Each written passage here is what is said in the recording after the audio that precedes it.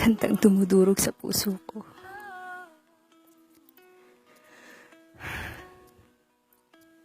Di ba nakalagay yan sa sulat ko? All I ask. Hindi mo alam, sa bawat pagbigkas ko ng mga linya ng kanta na yan, parang sinasaksak ang puso ko. At sumabay ka pa talaga. Kung alam mo lang, nasa kalagitnaan na ng kanta, pinipigilan ko na huwag pumatak ang aking mga luha.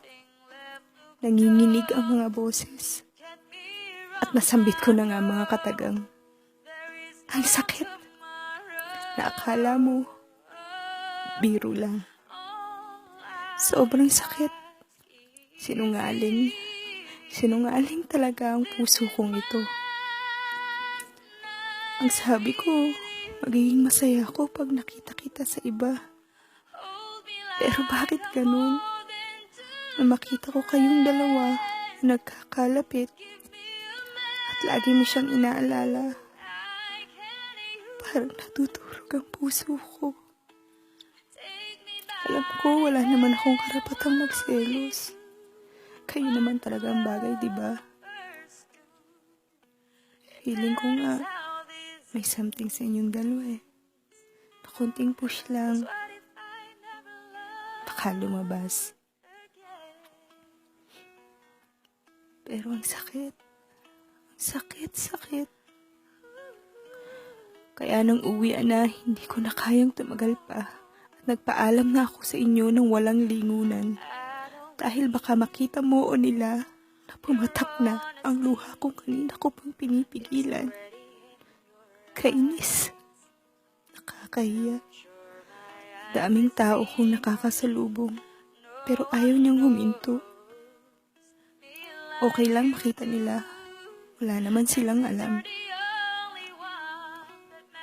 Nasampal ako ng katotohanan na wala ka naman pagtingin sa akin.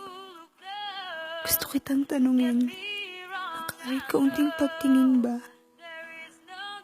ay meron. Ngunit nasasaktan ako na hindi ko pa natatanong. Alam ko na ang sagot. Kinaya ko ang mga araw na mahal kita kahit ang sakit-sakit na. Kinaya ko na mabilis ang tibok ng aking puso sa tuwing nakikita kitang masaya. Oo, kinaya ko. Pero ngayon, tama na.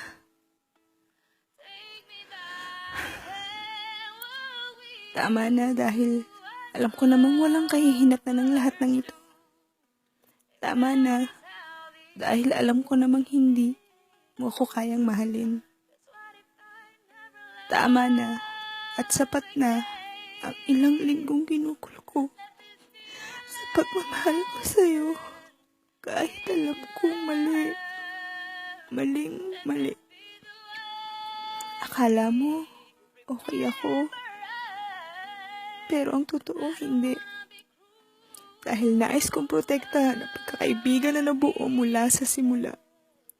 Ayokong masira ito ng dahil lamang sa pagmamahal ko sa'yo ng higit pa sa isang kaibigan. Oo, masakit ang mahalin ka. Pero hindi mo naman yung kasalanan. May damdamin kang iyo, may damdamin akong akin. Yun nga lang, hindi nagtatagpo ang ating mga damdamin. Masakit. Sobrang sakit. Kaya tama na. Tama na. Yan ang aking gustong gawin. Pero bakit? Bakit hindi ko magawa? Kaya ko pa. Pero tama na. Dahil sa puso ko at isip, ako'y pagod na. Sa huling pagkakataon, nais kong ibahagi itong aking nararamdaman. Pero, tama na.